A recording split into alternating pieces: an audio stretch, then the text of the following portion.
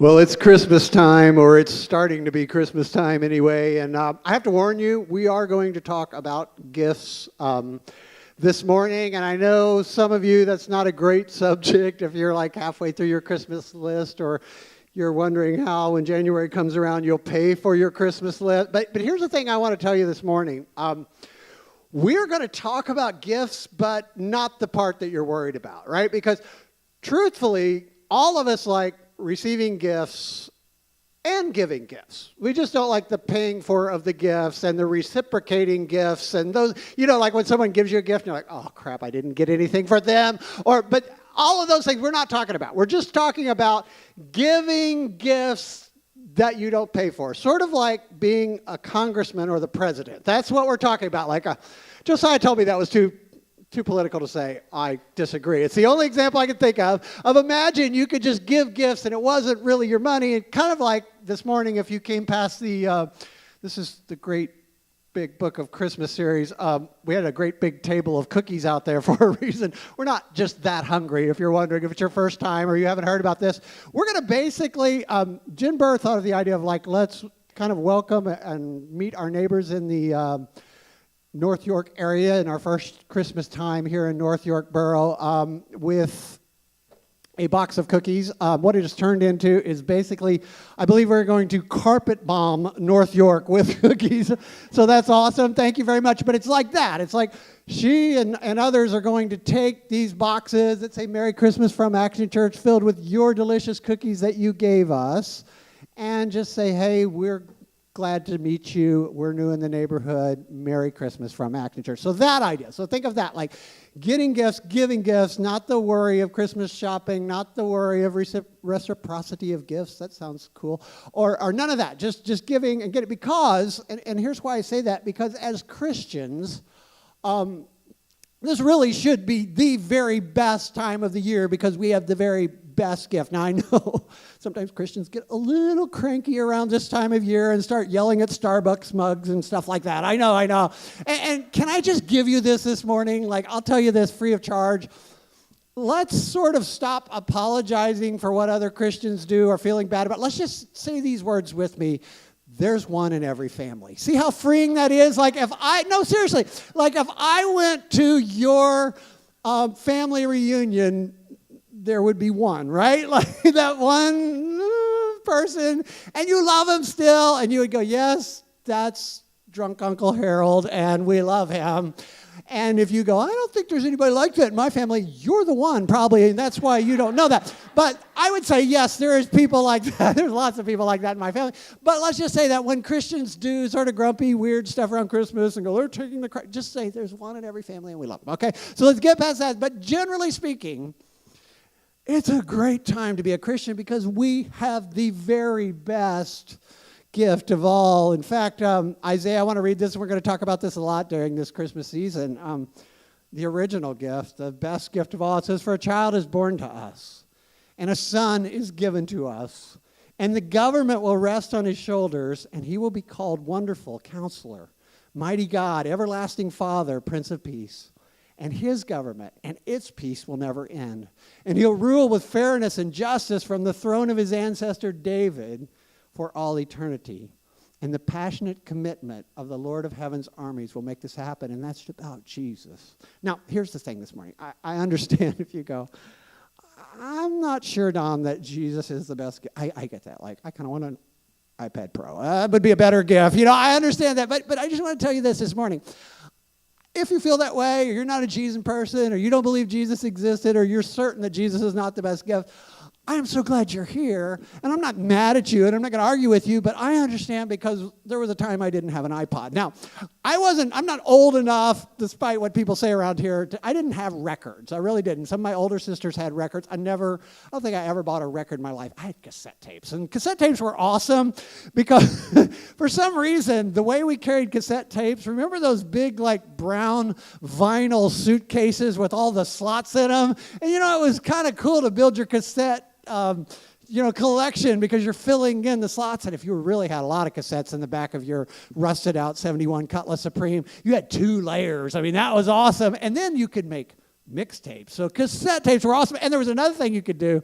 I don't know if you know this, but I remember getting 1984 from Van Halen, and my mom was a preacher's son, and she saw that little angel cherub smoking on the cover, and she said, that thing is not coming in our house. And so I took the tape apart, and remember you get those Maxells with the tiny little screws, and I put it back inside a blank Maxell tape and stuck it back in my collection. That's the things you could do if you had cassettes. Now, as I got older in the 90s, like cassettes were out and CDs came out. I was like, crap, and I got to buy all these CDs that I had cassettes, and somewhere in our attic, I wanted to find it, but it would have involved work, and so I didn't want to do that. But I still have some of those brown suitcases filled with cassettes. But then I switched to CDs, and I was like, it can't get better than this. I mean, there were CD changers. It was like, this is awesome. Now we got this CD changer that has 10 CDs that skip while I drive in my car. I mean, it's awesome. And then I remember, I think it was like late 90s, early 2000s, people started saying, yeah, you need to get MP3s. I was like, no, I'm done. Like, I'm not getting anything else. Sorry.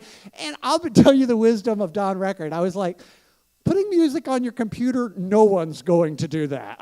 Because I was thinking like this big brick, I had an Acer that weighed like as much as a refrigerator, and like a tiny, I was like, no one's going to, like I got a stereo right here. Why would I put music on my computer that's never going to catch on? So I was completely anti-MP3. I'm like, I'm not going to do it. That's stupid. I've got CDs, and I got changers, and I got this big giant Discman that's like wearing a pancake around on your side. Like I am into, And then somebody gave me an iPod, and it wasn't even a real iPod. I don't know, write that. But it was like, remember when MP3 players were made by like Orida, and you're like, isn't that a potato company? Like all these, it was like Minolta, or I don't know, Frigidaire. I don't know, it wasn't an iPod, so I'm lying a little. But it was an MP3 player, and it was awesome. I couldn't believe it. I was like, wait, I can put all of my CDs in there, and I don't have to make a mixtape to change. It was amazing. And all of a sudden, I'm like MP3 guy. Like, yeah, you got to get one of these. I know mine says Frigidaire, but there's a thing called iPod that's actually, But it was amazing. Like, all of it. And that's the way I feel about Jesus. Like, there was a time, so if you don't think Jesus is the best gift, I get that, and that's cool. Like, and I'm not mad at you. I'm not like,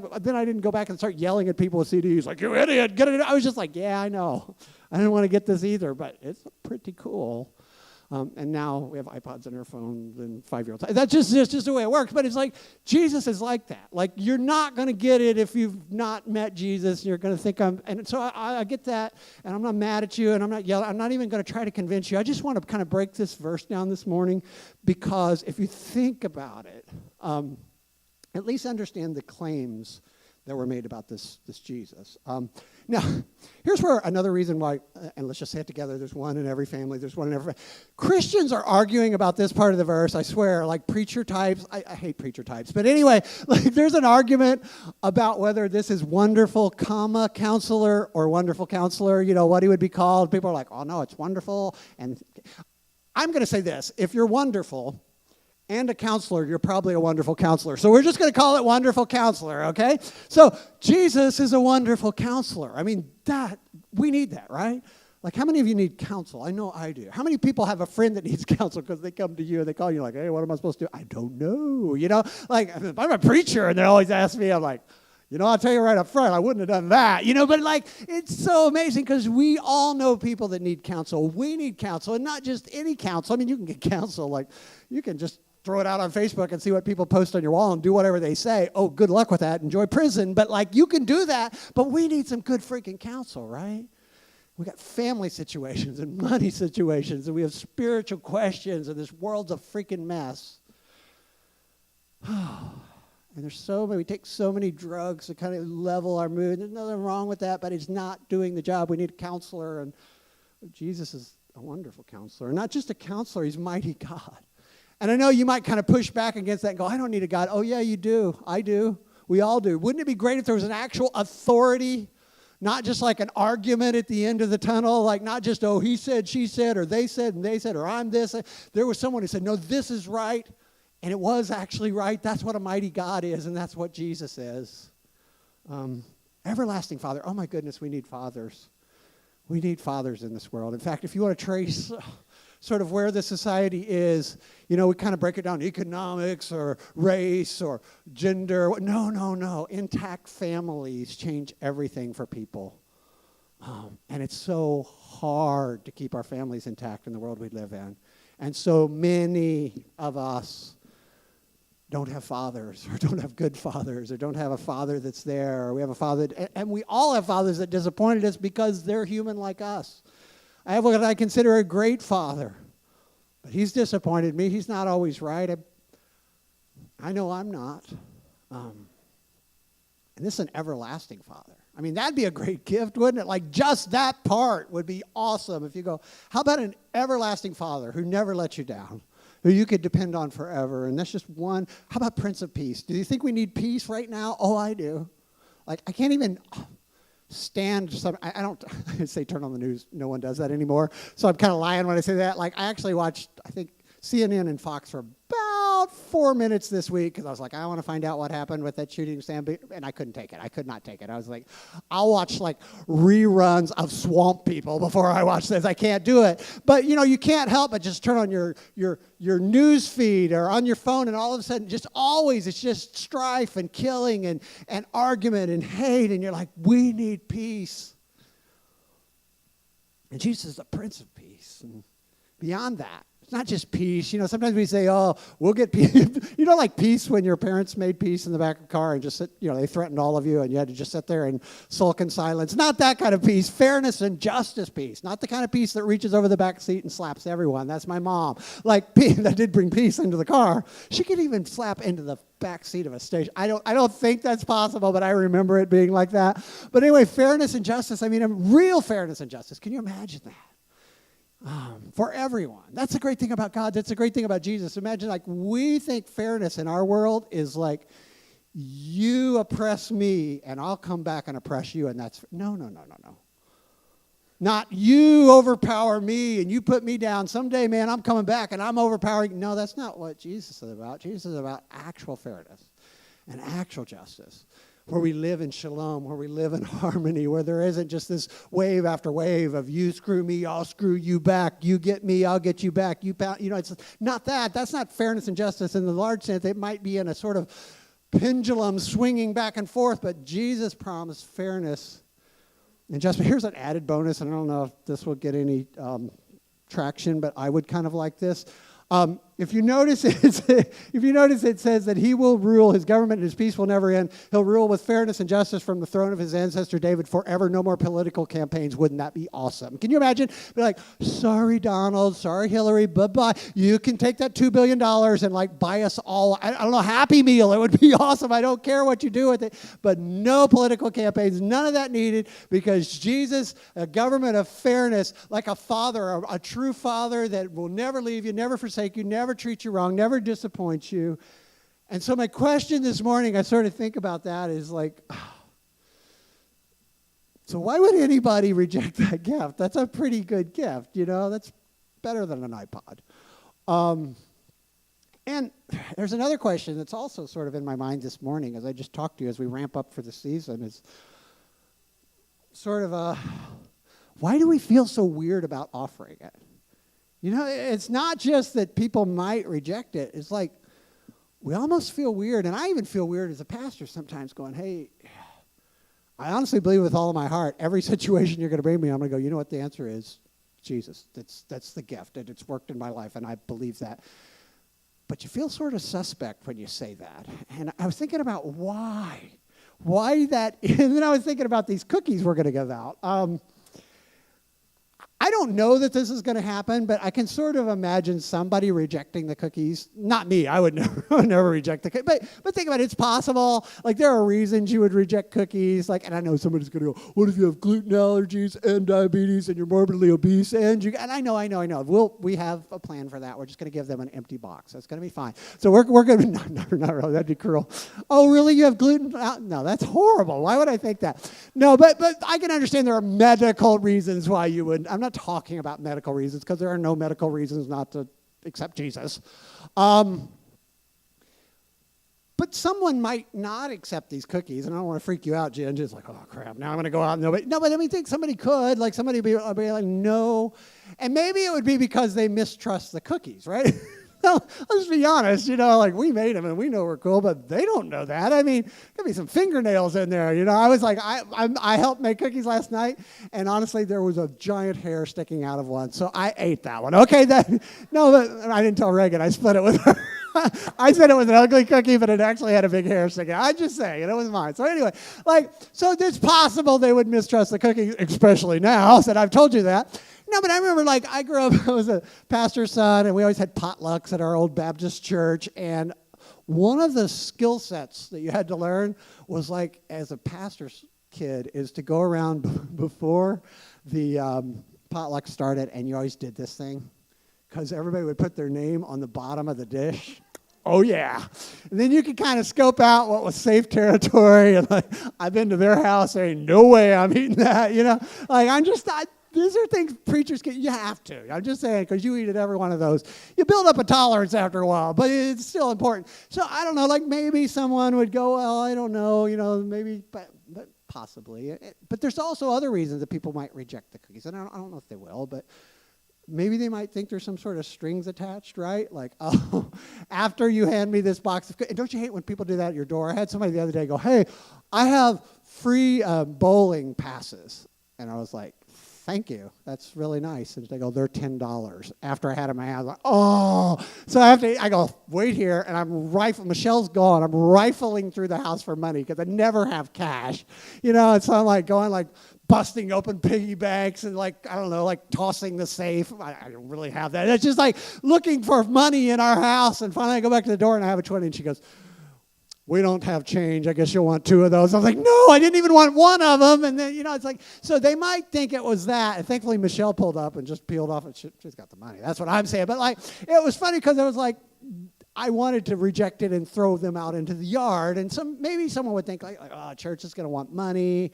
Or a church is going to want us, maybe we're going to have to come to church. And I've heard they're a cult. I mean, look where they meet. They're clearly a cult. And so, I don't know. But I think maybe they might not trust us. They might have had a bad experience with church. So there are reasons that potentially, and I don't think a lot of people, these are good-looking cookies. I don't know if you looked at the table. I can't imagine anyone reject it. Even if medically it's harmful, I think you're going to try them at least. I know I do. But here's the thing. So how would we sort of counter that? I was thinking about that. So we have these cookies. They're free. We know they're free. We could kind of say we've tried them, right? And to do that, we should honestly try them. I think that would be, I'm not just saying that so that we can try them. I just feel there could be a hair in one of them. I don't know. But here's the thing. We could say that, these are really good. We've tried them. The Action Church people made them for you. And we know this. We know there's no strings attached. This is not some kind of Girl Scouts thing. And I love the Girl Scouts. But we're not selling cookies. We're just giving cookies away. But I think the best reason why we could kind of give people, and if people learn to know us at all, it would be because we do this all the time. Seriously, and not just cookies. We give everything away. We're going to give a lot more stuff away this year. It's sort of just what we do at Action Church from the very... In fact, every year, I'm really bad at Christmas because I always want to tell you what you're getting, but we have a cool gift that we're giving you at our Christmas party, so I hope you'll sign up. There is no sign up. Just freaking plan to be there because we have a gift for you, for everyone, and I love it. And the people said to me, they always say, this will make a great fundraiser. And I went, not the way we do it. And they go, what do you mean? Because we give them away. And people, it's funny, the companies that's printing it can't even just understand, so you're just giving this away. Yeah, we're just giving it away. Now everybody thinks it's a new car. It's not that. We're not Oprah. But I feel like I've undersold it. Everybody's going to go, this? I totally see you giving this away. I've shot ourselves in the foot. Better make a new gift, Josiah. But anyway, I was thinking about that. We do this all the time from the very beginning. We give away food. We give away coats. We give away. If we not freaking nailed down, we give it away. And we've given away hundreds and hundreds, probably thousands now of the Action Church cookies. We just do that.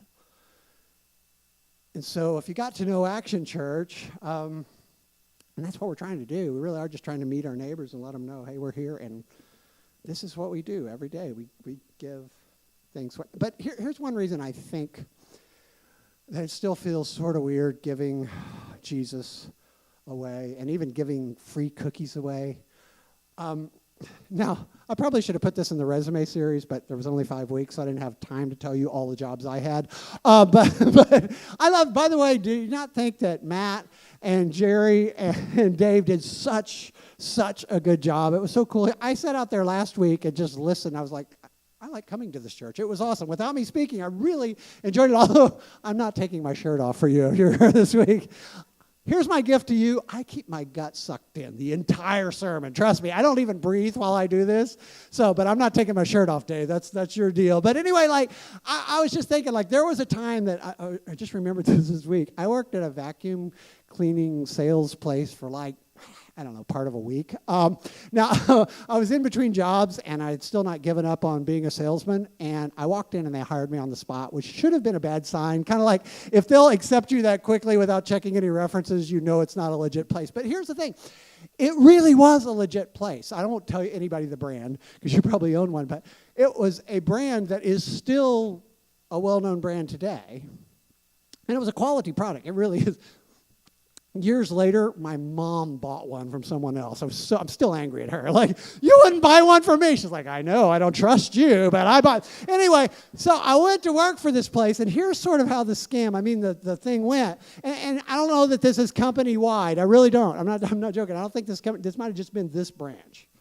But I went in there, they hired me immediately, and they go, here's the deal. You're going to need to get trained. We have the best product. You're going to need to get trained. All we need you to do, and we'll just pay you an hourly wage. I don't remember what it was. It's the 80s, so it's probably about 14 cents an hour. But no, but we'll pay you. We just need you to get acclimated to the product. In fact, we'll give anybody you know a free gift, and we'll send you out with another salesman. And it doesn't matter. We're not going to try to sell them anything. We just want to just go to your family members or something, and we'll send another salesman with you that can train you. That way you'll be comfortable. They get a free gift, and you'll learn how to sell our product. Well, you know what happened? You literally book it with your family member, and they send the most high-powered sales guy ever. I realized after the first time, they didn't care that I was there. They really weren't trying to train me. They certainly didn't care about the gift, because the gift is the thing that it was free second-week vacation in Maui or something. I remember it being something you could never actually do. And all they wanted to do is get in front of your family member and go, hey, Don told us that you need a new vacuum cleaner, and just sell. And it was so frustrating. Now, I believe I won that because, number one, none of my family has any money.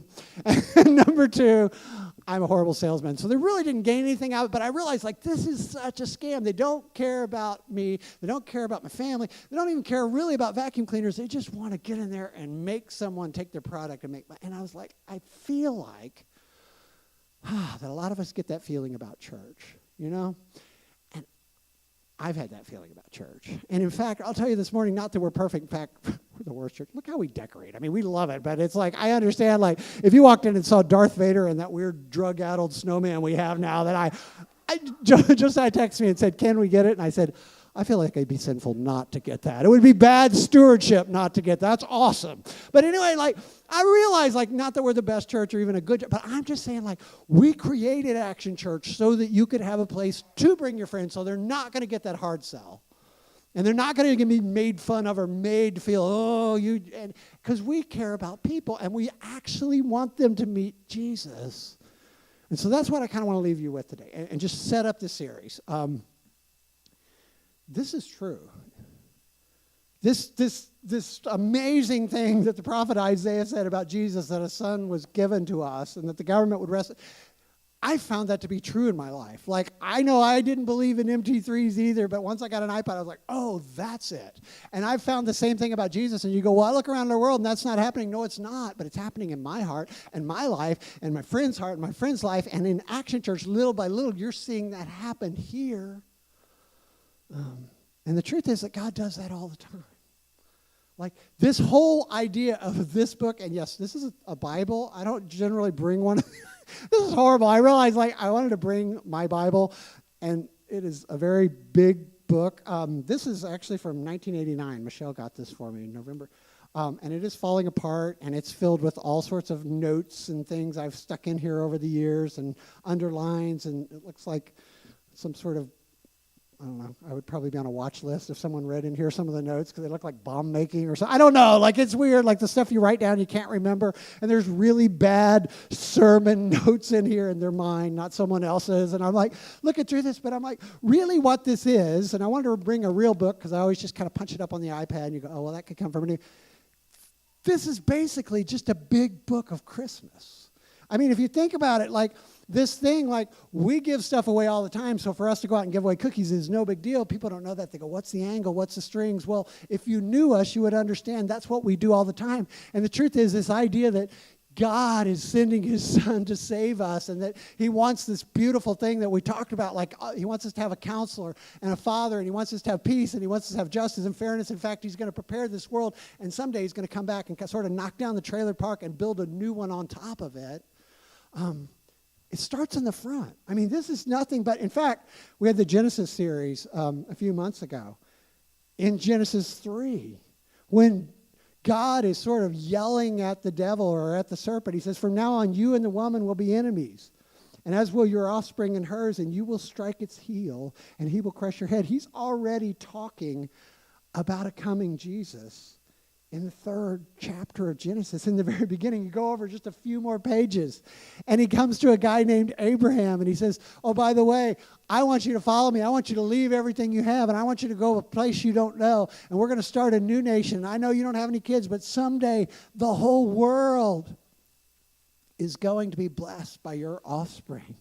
And then last week, Dave talked about how this guy Abraham went to the top of the mountain without a sacrifice and got right to the edge of killing his son in one of, I think he said it so well, like one of the most disturbing stories in the Bible, a story I don't even like. Like, I can't imagine doing that because I love my children so much, to go right to the edge of killing his son, and then God gives him a lamb and goes, because you were willing to kill your son, your only son, says the same thing. Your offspring will possess the land, and in your offspring shall all this nation, all the world will be blessed. Leading up to Jesus, his son Jacob, same thing. He meets angels and says the same thing. Your offspring is going to bless the whole world. And that guy Jacob became Israel, which still exists today.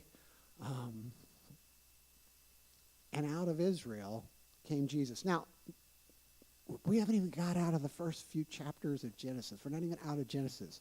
And again, and throughout this book. Now, you can see why I don't read out of the Bible, because it's hard to find it. And I've even got the little Post-it note things to remind me where. There's over 355 mentions of Jesus in the Old Testament before Jesus even shows up. And we call it prophecy. But can I tell you what it really is?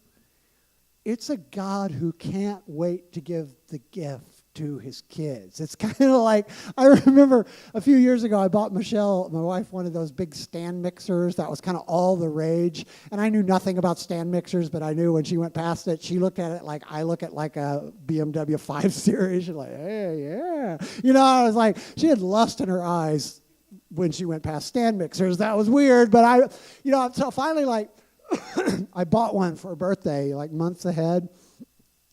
And all I could do is like everything going, anytime she'd be mixing something, I'd be like, boy, that'd be a lot easier if you didn't have to hold. It was like so stupid. I'm sure she knew like instantly, or like, what if we had this machine that could make ice cream? And she's like, yeah, it's called Dairy Queen. But anyway, like it was just so funny. Like I just kept hinting at it, like the card breakdown. I'm going, if only we had a stand mixer, we could jump. It doesn't even make sense. But I couldn't stop just like making hints about someday you'll have a stand mixer from, I don't remember.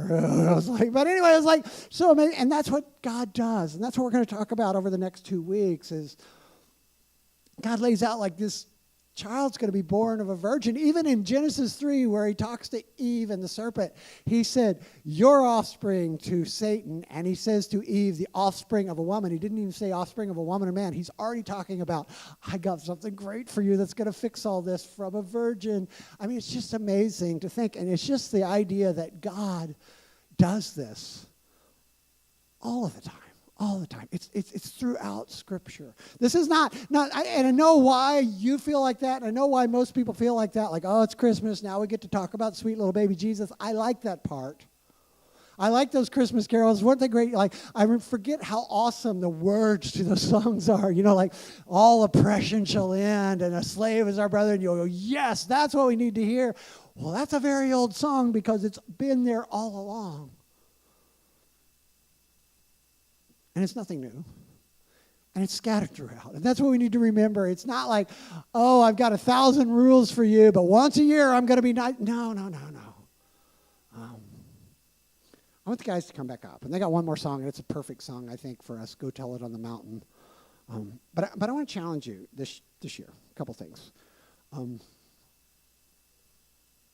If you're a follower of Jesus, this gift, this son, this is for us. You need counsel? You've got it. You need peace? You've got it. We have that. And I know right now there was that newspaper article or cover that said, God is not fixing this. I know.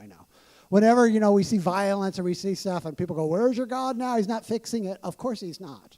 And I don't pray for God to end violence because he's got a pretty good plan. There's that whole don't murder people that works every time if we follow it. But when we don't, he doesn't stop us. But someday he will. And someday, this baby Jesus that came 2,000 years ago is going to be in verse 7. His government and his peace will never end. And he'll rule, not suggest, not live in our hearts, rule with fairness and justice forever. That's coming, folks. And it might be 1,000 years, it might be 100,000 years. People have thought it was coming soon for 2,000 years, but we're getting closer every day. So I want to challenge you two things. Find a way. This is a silly example. It's a great example for us as a church, but it's like we're giving cookies. It's not the cure for cancer, but it's just a way of telling our neighbors, we want to know you, we love you. Nice to meet you. And you have great opportunities to do that this year. And please do that. This Christmas season is a great time just to love people and in tangible ways let them know you care for people in your community. But if you really love them and you've experienced Jesus in your heart, and it's also a great opportunity to share that. And I'm not talking about, please understand, this is never going to be that vacuum cleaner salesman church like I experienced that time where it's like, I just want your friends to come so I can, I'm going to get, but you know me, like I can't sell anything. Like I've tried, I could never sell your friends on that, but I would love for you to bring them here in the next 2 Sundays and let them experience Jesus. We're going to talk about him, and we're going to talk about from the very beginning, God had this wonderful gift plan, and we're going to have a lot of fun in the meantime. So I challenge you, bring your friends. And then on the 20th, we're going to gather back in this building. We're going to pack this place out. We're going to eat together. Food's provided, drinks provided. It's going to be fun, and we just need to love each other. But here's the thing. Once if you're taking the cookies around, whoever is doing that, once you know in your heart, like, hey, these are good. I've tried them. We took Don's out because he's got hair in all of them for some reason. I don't know why. But these are good, and they're free. There's no strings attached. We do this all the time. It's in our nature to give people something. Here's the thing. It'll be fun. It'll be fun. Like, you'll have a blast just loving people and sharing with them. And even if they reject you, it's not that bad. Because you don't feel bad. Because, I wasn't trying to get anything. I was just trying to give something. And that's the way you can feel about introducing your friends to Jesus. Again, inviting them to come here to Action Church to experience him together. And let's pray. Dear Jesus, we love you. We're so thankful for this gift. It's an amazing gift. Quite frankly, when I look around at our world, I just have no answers without you. God, it seems so impossible. It just seems so messed up that it couldn't possibly be put back together. But the promise is that you are the answer for that. And God, I'm so grateful that I know that and I've experienced that in my life and that it would work for anyone. So God, I just pray this season that as we love you and we love people and we take action, we'd be really, really, really sort of focused in on sharing our love and your love with everyone around us. And not to feel weird about it, not to feel like, we're putting something up, because we know that you're the best gift. And we thank you for that. In your name we pray. Amen.